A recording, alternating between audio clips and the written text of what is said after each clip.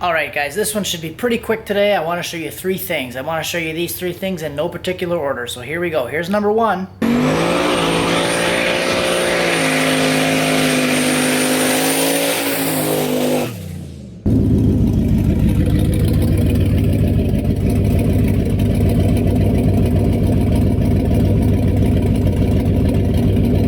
Here's number two. Alright, so what I wanted to show you guys is this ignition module voltage. So that's my voltage, and it's at 11 during this pass. So you can see it starts out decent, 13.4, 13.5, and then as soon as I get like over 6,000 RPM, the thing just drops right off, and it eventually drops down to 11 volts.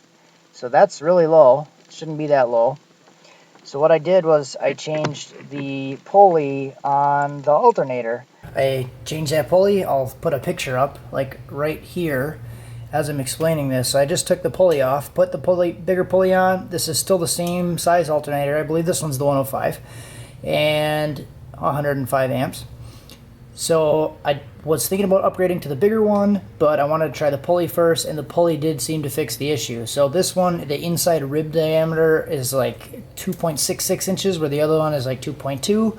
So essentially this will spin the alternator like 6,000 to 8,000 RPM slower, something. It spins it a lot slower, and it allows me to keep my voltage. So that is pretty awesome.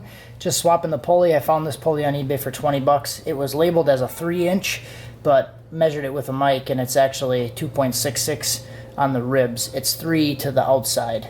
So there you go. That fixed my voltage issue, so I don't have voltage drop during a pass anymore. So we'll go into my most recent pass. These are all logs because I'm a geek and I like to log everything and look at it. So this is the most recent scan after I changed the pulley, and you can see during the whole pass it's like pretty much right at 13, right where it started. 13.7, 13.2, 13.3, all the way across.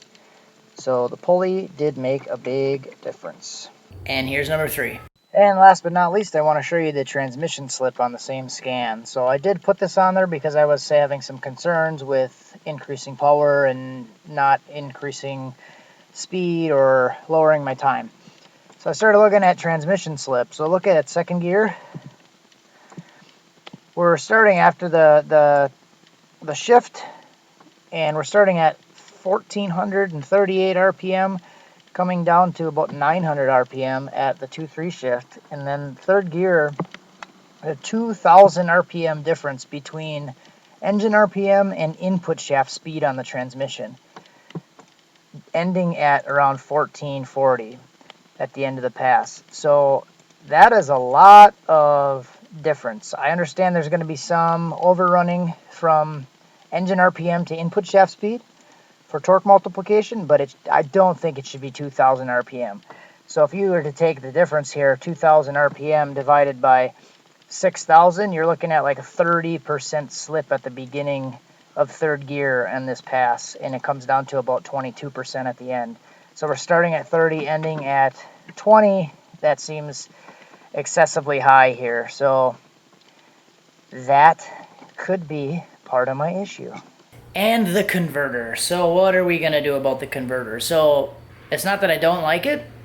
I feel like it's okay. But during the pass, it seems like it's excessive. The slip is a little bit high, higher than it should be. 22 to 25%, not very good. So I did ask around a little bit, and I even posted on the Sloppy Mechanics page to see what some of those guys said.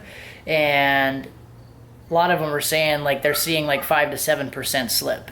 So one guy even mentioned specifically that he went from a converter that had 22% slip, and he picked up half a second and 10 mile an hour on the trap speed. So that's kind of exactly what I need here. So I may look into swapping the converter to try it out. But that's like a really expensive thing to just try. So if you guys want to just like send me all this free stuff, you know, $1,000 torque converters, and if you just got them laying around and you're not using them, I'm just kidding. But I'll have to make a decision. It'll be obviously like a long-term thing. I need to make sure that I want it and it's okay, because this will do fine, especially with like just street driving and stuff. But because I can lock it up. It's a single disc. I can lock it up when I'm cruising, and it does fine. But anyways, just wanted to share those things with you. I need to make a decision on the converter, but now I'm starting to believe that it's not any issue with the engine. I was thinking it was an engine issue, and I'm giving it the recipe to make more power, and it's just not taking the power and making it. So I think what it's doing is it's making the power, it's just not transferring it. So transmission's not slipping. That's like less than 1% typically, 50 to 80 RPM on a hard pull. So that's really good. Other than that, I don't even want to mess with the tune or change anything. I know I said I was going to turn the boost up and you blah, blah, blah, but if I'm just turning it up and it's not doing anything, what's the point? So I know that the converter, there's a lot to gain with a converter change. So we may do that. So I should probably mention this too. I'm going to call them tomorrow. I'm going to call Roadrunner tomorrow and ask, explain the situation, talk about the scan, see if there's somebody I can talk to that will actually talk to me. Last time I called them though, when it was broken, they were really good about it. So if you're not familiar with that story, I broke the transmission, it hurt the torque converter, and I sent it in. They replaced it for free. Didn't ask any questions. I just sent it in. They sent it back in less than a week, and it was repaired. And that's what I'm using right now. So I'm going to call them tomorrow, talk to somebody, explain what I'm seeing in the scan, and see what they think I should do about it, or if they have any suggestions. They might even restall it or do something like that. I could probably send it to them, and they could restall it for a low cost instead of buying a new one. So we're going to do that, see what options we have, and I'm going to keep moving my hand around like this until the end of the video.